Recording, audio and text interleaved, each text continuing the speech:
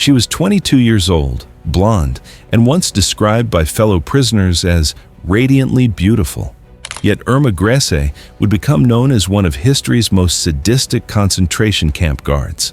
While other young women her age across Europe dreamed of marriage and motherhood, in December 1945, she stood on the gallows at Hamelin Prison, convicted of crimes so horrific that even hardened war crimes investigators struggled to document them. The contrast between her youth and her atrocities left witnesses at her execution grappling with an unsettling question. How could someone so young have descended into such monstrous evil? The final morning arrived with the darkness still clinging to Hamelin Prison, where 3 condemned prisoners awaited execution. December 13th, 1945 marked the culmination of justice that had moved with unprecedented speed following the Belsen Trial. Irma Grese woke before dawn in her cell, knowing precisely what the coming hours would bring. Prison officials had maintained strict protocols throughout the night. Guards conducted regular observations, documenting every movement and word. Grese reportedly remained composed, displaying the same cold demeanor that had characterized her throughout the trial. She requested no special meals, made no appeals for clemency, and showed no visible signs of remorse. Her 2 fellow condemned prisoners, Josef Kramer and Fritz Klein, occupied nearby cells, each confronting their own mortality in the hours before 10 o'clock. The machinery of execution had been prepared with methodical precision. Albert Pierrepoint, Britain's chief executioner, had arrived the previous day to make calculations and inspect the gallows. He measured each prisoner's height and weight, determining the precise drop length necessary for instantaneous death. The scaffold stood ready in the prison gymnasium, converted temporarily into an execution chamber. Outside the prison walls, journalists and official witnesses gathered in the pre-dawn cold. International observers had traveled to document this historic moment when justice would be administered to those who had administered death. The weight of history pressed upon everyone present as the clock moved inexorably toward the appointed hour. The making of a monster began not with violence, but with ordinary circumstances in rural Germany. Irma Ilse Ida Grese was born on October 7, 1923, in Vrecken, a small agricultural village near the Polish border. Her father worked as a dairy farmer, and her early childhood appeared unremarkable. 5 children filled the household, where economic hardship shaped daily existence. The family fractured when Irma was 13. Her mother, unable to bear the pressures of poverty and an increasingly difficult marriage, committed suicide.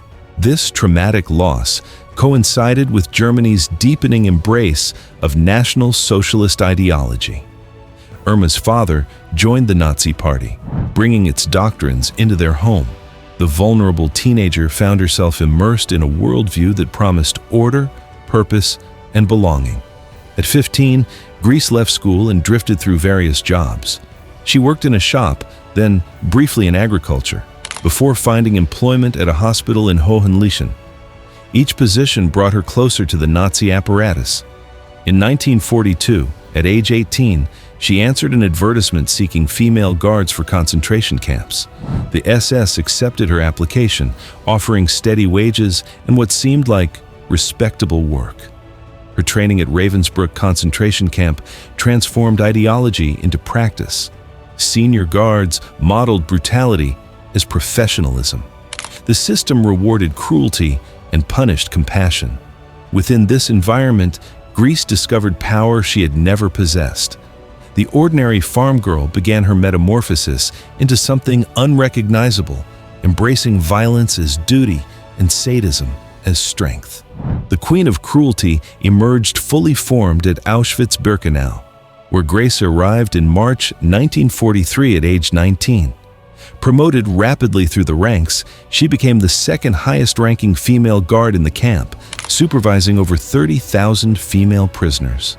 Her authority extended across multiple sections, including the notorious selection ramp, where arriving prisoners faced immediate decisions of life or death. Survivors would later testify to her distinctive appearance and methods.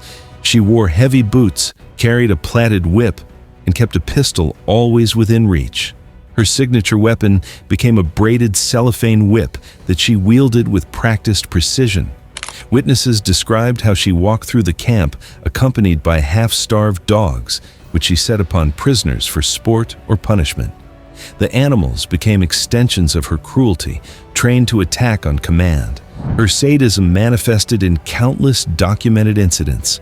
She participated in selections for the gas chambers with apparent enthusiasm, pointing left or right to determine who would live and who would die immediately. Prisoners recalled her beating women for the slightest infractions, real or imagined. She shot prisoners randomly, sometimes claiming they had attempted escape. Medical experiments conducted under her supervision left victims permanently mutilated. Former prisoners testified that Grese seemed to derive genuine pleasure from inflicting pain. She targeted the young and attractive with particular viciousness, perhaps viewing them as rivals in her relationship with Camp Commandant Josef Kramer. Her jealousy translated into torture. Women who caught her attention faced systematic abuse that often ended in death. When Auschwitz began its evacuation in January 1945, Grese transferred to Bergen-Belsen. The conditions there descended into apocalyptic horror as overcrowding, starvation, and typhus killed thousands weekly. Yet even amid this hell, Grese maintained her reputation for exceptional brutality. She continued her reign of terror until British forces liberated the camp on April 15, 1945, finally ending her 3-year campaign of systematic cruelty. The collapse came swiftly when British troops entered Bergen-Belsen on April 15, 1945.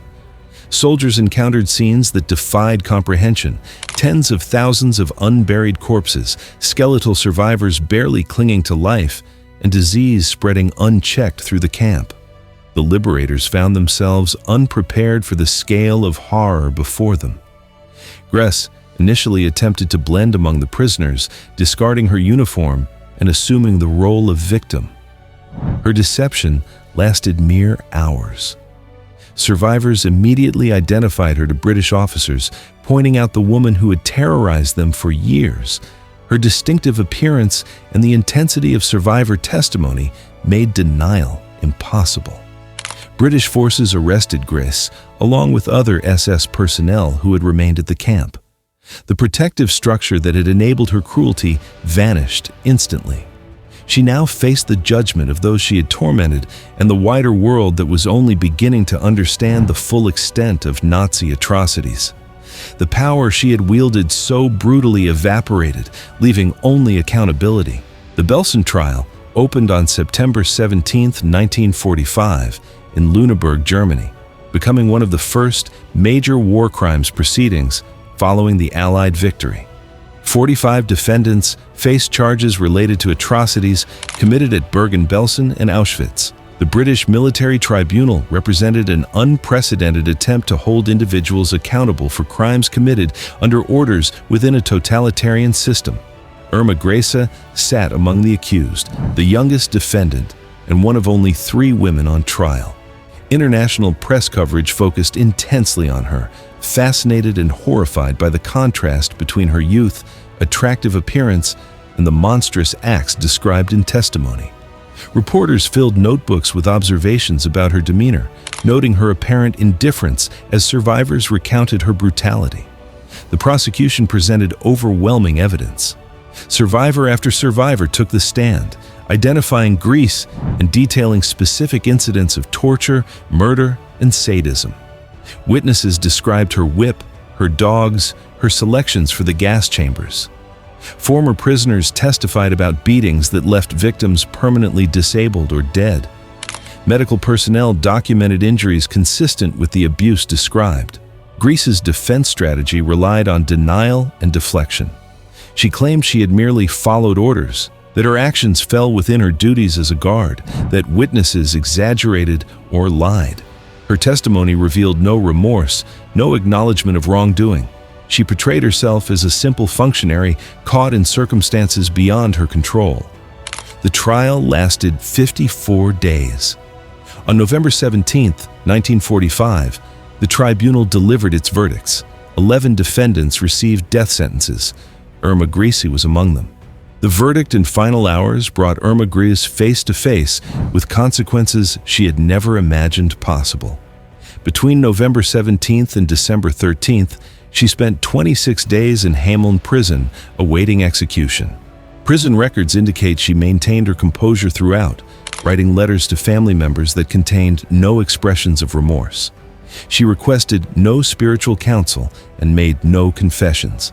At 10 o'clock on the morning of December 13th, 1945, guards escorted Grese to the execution chamber. Albert Pierre Point, who had hanged hundreds during his career, later described her as walking calmly to the scaffold. She spoke no final words.